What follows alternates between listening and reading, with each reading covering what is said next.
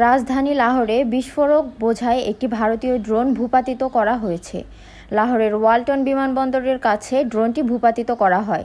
ড্রোনটি সীমান্তের অপর পাশে তথা ভারতের ভেতর থেকে পরিচালনা করা হচ্ছিল। বৃহস্পতিবার 8 মে এই তথ্য জানিয়েছেন সংবাদ মাধ্যম আল জাজিরা। সংবাদ মাধ্যমটি বলেছে, লাহোরে ভারতীয় গোয়েন্দা ড্রোন ভূপাতিত হয়েছে বলে রিপোর্ট পাওয়া গেছে। এর আগে পাকিস্তানের পূর্বাঞ্চলীয় এই শহরে একটি অজ্ঞাত বিস্ফোরণের খবর পাওয়া গিয়েছিল।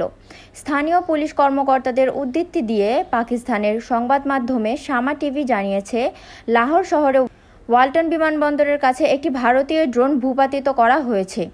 স্থানীয় কর্মকর্তারা জানিয়েছেন, বিস্ফোরক বোঝাই এই ড্রোনটি আকারে 1.5 থেকে 1.8 মিটার, 5 থেকে 6 ফুট এবং এটি ভারতের সীমান্তের ওপার থেকে পরিচালিত হচ্ছিল এবং শহরের সংবেদনশীল ভবনগুলোর দিকে যাচ্ছিল।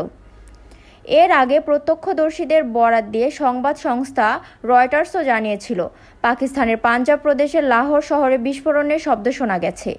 এর আগে পাকিস্তানের আজাদ কাশ্মীর সহ দেশটির কয়েকটি স্থানে ক্ষেপণাস্ত্র হামলা চালায় ভারত। মধ্যরাতে দেশটির মোট 9টি জায়গায় চালানো এই হামলায় নিহতের সংখ্যা বেড়ে দাঁড়িয়েছে 31 জনে। ভারত পাকিস্তানের অভ্যন্তরে একাধিক হামলা চালানোর পর পাকিস্তান 5টি ভারতীয় যুদ্ধ বিমান গুলি করে ভূপাতিত করেছে বলে পাকিস্তানের সামরিক বাহিনীর মিডিয়া উইং আন্তঃবাহিনী জনসংযোগ পরিদপ্তরের ISPR মহাপরিচালক লেফটেন্যান্ট জেনারেল আহমেদ শরীফ চৌধুরী নিশ্চিত করেন। তিনি উল্লেখ করেছেন, সমস্ত ভারতীয় বিমান তাদের আকাশসীমায় গুলি করে ভূপাতিত করা হয়েছে।